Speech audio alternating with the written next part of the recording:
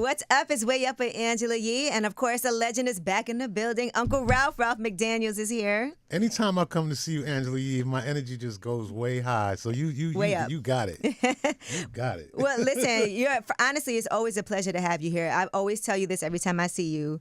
But just from somebody who's grown up, everybody was like Ralph McDaniels was the god to us. Thank you. I think it's always a blessing to see you still like really always doing the thing. There's a lot of people who, end up doing other stuff, but this has been your lane forever, and it's not an easy thing to still be in this space. I'm independent. Mm-hmm. And I've been independent. doing it. Yes, independent and doing it all this time. 41 years of being on TV, of making movies and TV shows and commercials, and I still enjoy it, and I still like being out and being around the new music as well. So it's not like I'm old school. I'm glad you said that. So listen, I want to talk about, and for everybody who doesn't know Video Music Box, just do a Google, just watch the documentary, yes. Just look at all the footage and the archives, because content is so valuable. Yes. And I think you were super early on understanding the value of having so much content. And it's a way for us to tell our story, especially in the times that we live in now with the government trying to get rid of some of our stories. Right. We have to make sure that we document it ourselves. We can't depend on somebody else to take care of it. We have to take care of it ourselves. So document everything, put it in a vault, and hold on to it, because 40 years later, it could mean a lot to somebody. And it's interesting because it's so much easier to document now than it was. Because think about back then. It was not, you had to have equipment, a strong back to hold that equipment. Have your homies with you. You got to make sure nobody take your camera. I mean, if you was coming with a camera, that was a job. You couldn't put it down nowhere. They were heavy. You got to have VHS. You had to have film. It's so different now. Hey, I was deep in Brooklyn back then, Angie. I was like, we got to watch the camera. We got to watch the batteries, the tapes. The batteries, yep. Everything, all this stuff now is all on the phone. Yeah. That's it, on the iPhone. That was the grind. Now, I want to ask you this, since you talked about really knowing about the new music, self-destruction, right? Oh, wow. When you did that video, if you could do a self-destruction today, who would you like to see doing a Headed for Self-Destruction? Because that brought together all of the heavyweights back then, and it was all about hip-hop, and I do feel like it's a relevant song today for this new generation. We see so much happening. If you could do a self-destruction, who would you like to put together? Yeah, I mean, off the top, it'd have to be artists that are relevant to the street, that means something to the community, and that was the way we did the last one. So I would definitely go with Kendrick off the top, because he has something to say. And people, related to him, with all of his lyrics and stuff. He only has 2 albums, right? And he's, but people get it. Oh, no, he has more than 2 albums, right? Kendrick? I don't know how many, but I'm only aware of 2 that really hit like that. But that whole movement is amazing. So, I look at it like this. Kendrick could start off, and then, it would be dope if Drake was on it. Ooh, now that would be, listen, that sounds like a dream. But, you've seen a lot of beef get squashed through the years that you may have never thought would happen. Yeah. No, I think that would be dope. If they were both on it, that would be incredible. And then, everybody could fill in, 21 Savage, all of these other guys could fill in, and go from there, because I think they all have something to say. It's all about, first of all, taking care of your family, making some money, and being creative, right? And that's all we want to do. We don't want to be outside and getting shot and killed and everything. I was reading this thing about this guy in Detroit that recently got shot. Oh, Skilla Baby. And I'm like, what? I said, this is crazy, bro. I hear other people shouting him out.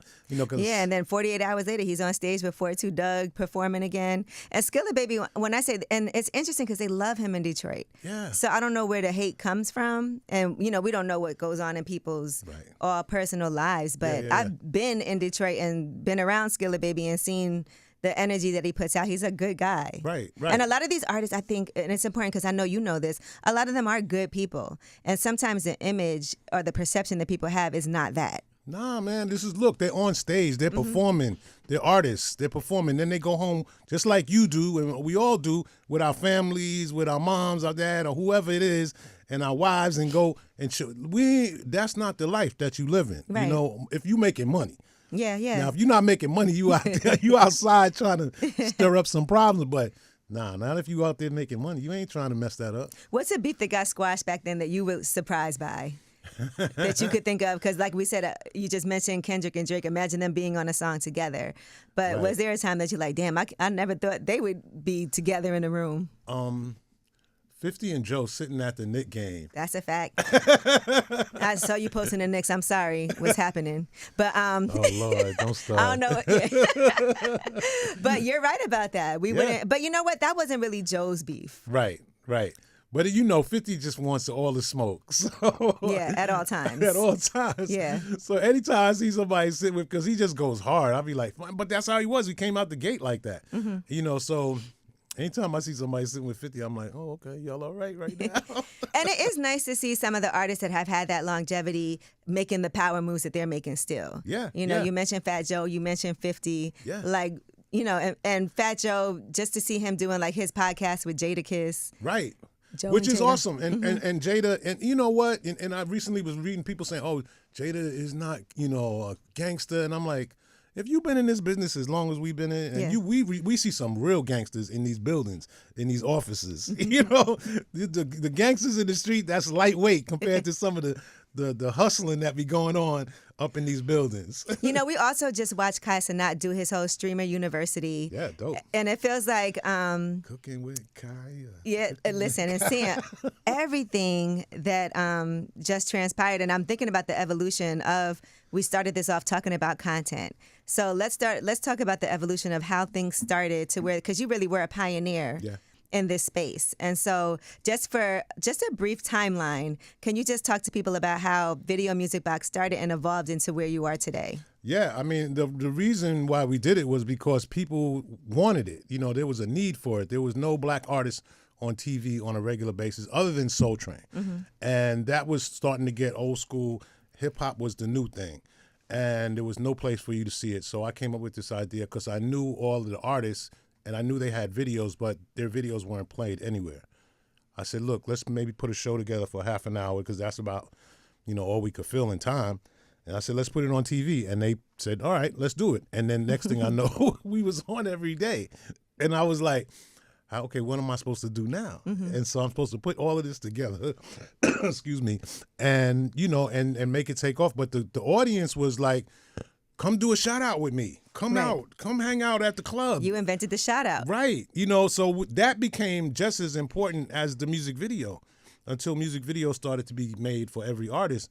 And you even did music videos for these artists too, because that's a natural evolution, a progression, right? From doing the show where you're playing the videos to actually making the videos. It was open. The lane was open, because people were making it. They weren't from the culture. They weren't hanging out with us in the club at night. I knew all the dancers. I knew all of the graffiti artists. I'm like, we're shooting a video tomorrow. Everybody came just like that. It was like we just did it, and that became the scene. It's kind of like what Kai is doing now with the university. Right. He's bringing all these people together who do different things on their streams, but can learn a little bit from each other. And the person that's watching can learn how to do it. Like my daughter, she does a stream. And she's like, oh, I just learned a lot from watching the university. That's great. Yeah, which is what it's all about, which is, I think, what his whole intent was. And he stayed independent, too. He had deals on the table. How about that? And to know how to say, okay, I believe that this is going to be bigger, and I don't want to give this to somebody. I love it's when too he said valuable. That. When he said that, he wanted to stay in because people were asking, why you ain't on Netflix and all that stuff? Yeah. And he said, nah, I could be. I think we should stay right here. I'm like, bro, I love you right now. All right, so showing the videos, making the videos, and then movies. Movies. The first film I did was Juice, starring Tupac and Omar Epps and others. And that was just by, like somebody said, they need your help here, Ralph. You need to come on the set. And I came on the set and there was nobody there. And I was like, well, what happened? They said, nobody's calling us back. I said, what? I know everybody. So I started calling Queen Latifah and all these different people.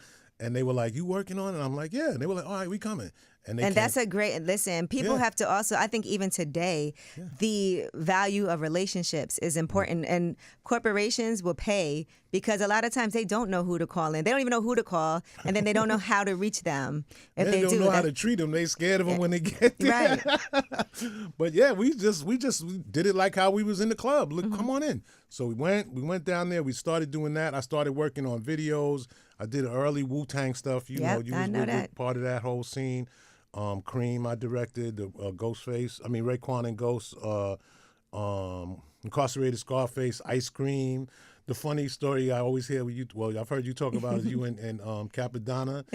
I got stories about Capadonna for days, but he's an amazing guy. Oh, and I he's know still his doing mom. music. I need a good Capadonna story. Tell us one. So Capadonna, let's talk about Ice Cream, right? So there's 3 artists rapping on Ice Cream, right? There's Raekwon, Ghost, and Capadonna. Mm-hmm. And so Capadonna's fresh out of jail, came home. We in Jamaica, Queens shooting it. The scene is the ice cream truck, Method Man and RZA are in the truck. All Capadonna has to do is come from behind the truck and start doing his verse. Every time we got to do his verse, the camera move in, he was standing behind the truck. You like, come on. So I'm like, why is he not coming from behind the truck? Because he didn't know. He thought the camera was going to go behind the truck. There's no lights back there. You got to come to the lights. So he was like, okay. We did it like 3 times. RZA's like, yo, what are you doing? He said, I don't understand. He said, you look. So I had to walk him through it and then stop right here and then start rapping. So he's like, okay. So that's how he got it. It took about and look, film was expensive too. Right. You can't keep on reshooting stuff. And then he just killed it. Yeah. On top of that, he went into his little Capadonna dance. He killed it. Yeah, that video was amazing. That video spawned like T-shirts because every girl wanted to be like a caramel sundae. Or, everybody had their little T-shirts with the French vanilla. The Right. Chocolate butter deluxe. Puerto Rican. Butter pecan Rican. I think I might still have some of those somewhere in the box somewhere. You probably got, how do you know, because I have to imagine all the amazing, merch that you have, promo things. You can't get rid of any of that. I know. It's like hoarding. I feel like a hoarder. I knew it because I was moving and I was looking through stuff and I'm like, man, I can't throw this out. How do you get it? You know what I'm saying? You can't because this feels like archival things. I have to hide it from my wife because she'll be like, this can't be worth anything. Yeah. And I'm like, yeah, you're right. You like, throw out this butter pecan Rican shirt. Right. No, it is. It's because we just were there. Mm-hmm. We were there. We were in that moment. It's so interesting how hip hop is. It's like it's eras. The 80s, the 90s. Then we get to Nas and Wu-Tang and Biggie and and Jay and You did Nas's first video too, right? Yeah, I did it. Ain't Hard to Tell. Yeah. And we captured him and Main Source doing Live at the Barbecue, which was a big deal because that's really the first time you really heard Nas on a record like that. Yeah, that's when he said, I'm waving automatic guns and nuns. Right. It was like, what is he talking about? And that's my dude now because he's an executive producer on my documentary. Full Circle. Right, as well as rest in peace Sasha Jenkins, who just passed away. Yes, rest in peace. Yeah, me and Sasha did a lot of work together. In fact, every documentary that Sasha did, I worked on. I helped him along. He'd like, I need footage for this. And that's how we would get the ideas going. Right. And that's how we get it because you want to do a story on, like if I do a story on Angela Yee, I'm going to go, wow, I remember when she used to be over here. Let me see if I can find some footage of her. Yeah, you have footage of everybody. Right. Yeah. So that's how it starts. All right. And so we talked about the movies and then so you also wrote a children's book.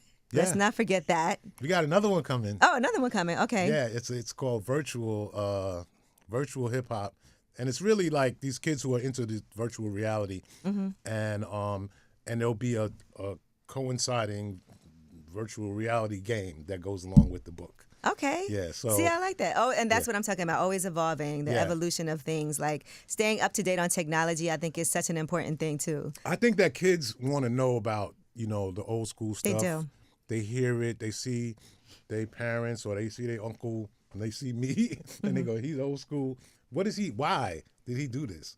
They want to see that stuff. And I also think if you listen to some of the new hit songs today, a lot of them are nostalgic with samples from songs that we grew up listening to. And they're amazed. Like, it's almost like a reveal, like, the videos that you watch on YouTube and somebody's listening to an old school song. Like, what? That's where that came from? Right. It's crazy. It's crazy, but I love it. I think that it's a time, and that's why we're doing the Video Music Box Experience, because people came out for the first one and any event that I do really, and they just like this is the first time them seeing some of these artists, like seeing Milk D do Top Billing. It's like, what? That's the guy that did that. Like that's still sounding the same. Still sounding the same. Milk still doing it. And Grand Poobah. We have some special guests that we're adding now. Mr. Cheeks is on it now. Oh, okay. The Bush Babies are on it. You know, I'm from Flatbush. Yeah, that's like a rare sighting. The Bush Babies. Parrish from EPMD. Parrish. Yeah. Dress from Black Sheep, and you know that was the classic. Everybody knows. Yeah. Engine number 9, you know, like all Everybody of that. in the club. Yeah, we don't. And again, and we always say this too. People don't dance in the club like they used to. Nah, well, you know, the music is a little different, but it was still hip hop to me. What I do see though, people doing. Where was I just now? And they were doing the line dances. That's a thing everywhere. I noticed. Like as soon as you put on certain songs and everybody. Do you know that dance? Which one? The fan? With the Boots fan. on the ground. Yeah. You know it? No, I don't. Oh. I've only seen it because I hear it all the time. I'm like, but it's not a New York thing. But I mean, I see it here. It's like I was in Philly and I was at this Hat and Tea event. Shout out to them, and they were like, "Okay, now everybody come up to the front and get your fans ready." I was like, "Okay, now this is." You know what's funny is all the DJs are like New Yorking it out, and it's like it's not a song that you can really New York out. It's like it is what it is. Like just let it live and let it be what it be. But I like it. Look, as long as they on the floor. Line dancing has become a thing, you know, but we used to have dances back in the days, the WAP and all that kind of stuff, but we don't have the Cabbage Patch. The Cabbage Patch, right. We like to do that. You could do that at my party at the Video Music Box. You can come and do it there. June 20th, come on out and get on the dance floor. Come and WAP with us. Exactly. Do what you like. All right. No, but that's going to be amazing. And it's also going to be at Brooklyn Bowl. Yes. Which is an amazing venue to have that. Because you could bowl, but there's also a dance floor. Yes. And it's great for live performances. And the food is amazing. And it's in Brooklyn. I mean. You don't have to leave Brooklyn. It's you know, there's a bunch of stuff going on, but this is right here in Brooklyn. So Queens is right there. My people came from the Bronx last year. We got a bunch of birthday parties, girls' night out, all kinds of stuff are going on that night. And I think women really love it because they just get a chance to get together. And women know how to party. You know, guys, we just Yes, we do. Around. Yeah. And listen, the party's always good when there's women because it used to be like, if you want to get in, guys, you got to bring 3 girls with you. Remember that? In those days. So women, you go and the guys be like, yo, you could come in with us so we could all get in. Exactly. Right. Yeah. You'd be left outside. Be like, yo, bro, I got money. Nah, son, too many of y'all. So this is going to be from now on like a series. How often do you plan to do the Video Music Box experience? I think that if Brooklyn Bowl is down, I'm down. You know, so I'm down to do it. You know, like in the past, you know, Questlove had a night there. I hosted Slick Rick's birthday party. He does an annual birthday party there. So we could be part of that whole that part of the hip hop scene. Yeah. Right. Yeah. The other day when I was interviewing Tretch, I was talking about, I was like, y'all need to they used to do a lot of stuff in Jersey too at NJ Pack. Oh yeah. I think NJ Pack, when they do the Jazz Fest, things like this could really pop too. Yeah. You know. No, so. It's a time for look. If you over a certain age, you don't go everywhere. This is for a certain age. We like stuff early. Right. Early. Going home. I'm on that couch and I'm chilling. You know, so this is for that crew. You work every day. You still work every day. You still do your thing. You come out, enjoy yourself. It's on a Friday this time. Last time it was on Thursday. So now you have no excuse. You can sleep in on Saturday. June 20th. And I think we got to bust out the old school camera and let people do shout outs. Oh, yeah. Oh, no, that's part of the whole part good. Of the experience. That's got to be part of the experience. That's part of the experience. Look, Angela, we doing nails and eyelashes too. How about that? Okay, I like it. And backdrops? Backdrops. I love to see it. Mickey and Minnie. That's how we're doing it. Now, I know there's other things that we may not know that you're working on, so give us a little tea on that, like any other documentaries. I know you have a ton of archival footage. What's the plan now? Because you just have so much you could be doing. I know people hitting you up all the time. Yeah. But for Uncle Ralph, what do you feel like this is what my next big project I want to be? I think for me is completing the archiving of the Video Music Box collection, which is a thing. It's like the Rockefeller collection. You know, that's the way I look at it. Its value is amazing because I didn't know when I was shooting that this was going to be what it is today. And so making sure that that's complete. And the reason why is that this way we could tell our story from a firsthand person that was there. You know, I'm archiving. I'm saying this is what happened. Because sometimes you read stuff about yourself and they go, oh, she was in California, and just no, that was in Brooklyn. Yeah, you know, like they get the translation don't. No matter what it was, I wasn't there. Right. I don't know what it is, but no, I didn't. Like no, this was Nostrand Avenue. I know the spot she was at because I know the background. So we want to make sure that we get all our information right, and as we tell our story, that's a big part to me. And I don't care if it's hip hop or whatever it is. Get your information right, and this way we can put it in a hip-hop museum that's coming to the Bronx in 2027. Right. It's coming soon. So we could put it there, and people can go and see it, and people can use it as a reference if they're working on another documentary or whatever it is. It's there, and it exists. It's a living body of work that you can do whatever. You could tell, like the clothes, the wardrobe, the hairstyles, the dances we talked about. All of that you can reference in my stuff, other than the artists and the music. Right. I mean, it's FUBU, it's April Walker, it's all of that clothing brands. Let me ask you this. What's something that you found in the archives that you're like, damn, that you have not put out there yet, but you like, this I have a whole Dr. Dre interview, which is pretty rare in New York. Yeah. And sometimes I forget that some of the West Coast artists that I did stuff with, because I didn't see them as much. Mm-hmm. And they usually just came here to do like interviews and things like that. But I got some great like West Coast artists like Dre. And people think because I'm an East Coast guy that I don't have this. But everybody came to New York back in the days. They sure did. That's where all the media was at. You had to come to New York. So, yeah, no, I got some great stuff. I mean, it amazes me. And that beef was so strong between the East and the West at that time that it is rare to see like an interview where you might have a Dr. Dre. Right. No, you don't. That was rare. Ice Cube you might see, but Dre and Snoop, well, Snoop maybe. But Dre, definitely not. Right. He don't even have to go nowhere ever. He right. just an interview today is rare, to see of Dr. Dre. I think that it's important that people know, and I always tell this, even guys from Atlanta like Outkast, and I always say, Andre 3000 doesn't know how much love we had for him in New York, and he used to feel like we didn't give him love.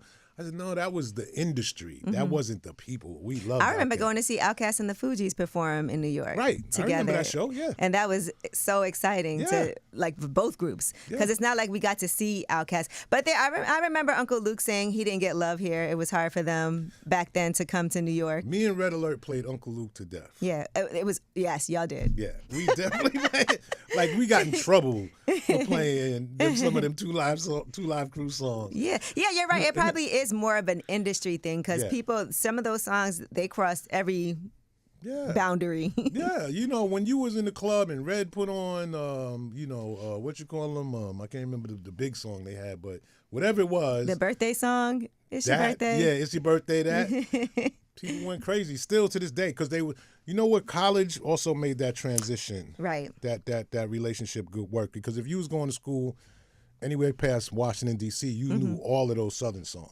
Right. Yeah. Yeah, and like Spring Flings, those were always the big, I have memories. Yes. Yeah.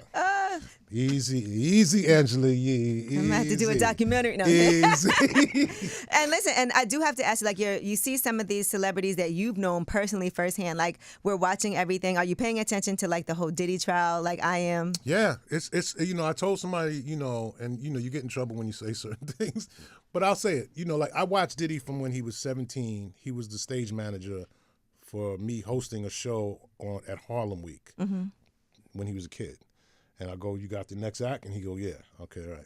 And then that's how I met him. And then he's choreographing Jodeci dancing behind Father MC, a video that me and Everything's going to be all right. Everything's going to be all right. Yeah. Right. And he's coming up, and I'm watching him. I'm like, he's doing it. He's in it. And then he gets Bad Boy, and then he does whatever he does. And then he has a school in Harlem, and he's doing all these things, and all these kids are employed. And I meet young kids that, I worked for Bad Boy, and they mad happy. Like, that meant something. I worked for. And now to watch where it's at today, this was not the plan. Right. This was not the plan, and it went really, really wrong. And I hope that, it works out for everybody. But, sometimes, we're in a time of reality right now. So be careful what you do out there, because I'm pretty sure he's not the only one that had things that they did. And not saying that it was illegal what he did, but it might not have been right. I'm not saying that it was illegal, but it might not have been right, and his soul knows that now, because it's got, sometimes we got to be slow down a little bit. How did you manage to avoid issues yourself? There's no bad Ralph McDaniels stories out there. I mean, I'm pretty sure I was an idiot in certain cases, I'm pretty sure. Right. But as I got older, I just was like, I didn't care. I don't worry about things like I used to. But when you're younger, you think that this is it. If I don't get this 100% right, it's gonna affect my career, and you do things that may not be the right thing. Mm-hmm. You're trying to aggressively make something happen, so that means you pressing somebody or you do whatever you're doing.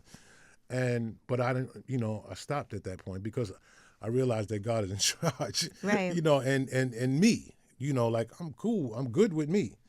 I'm good with me. So but when you're young, you don't think like that. Yeah, people have to think about the future and the bigger picture. It's not just today, but if what I'm doing now, is this going to affect what happens later and affect other people? Yeah. Because the last thing you want is to always be looking over your shoulder like, who's going to tell the truth about something I did? Yeah. You want to just stay out of the way.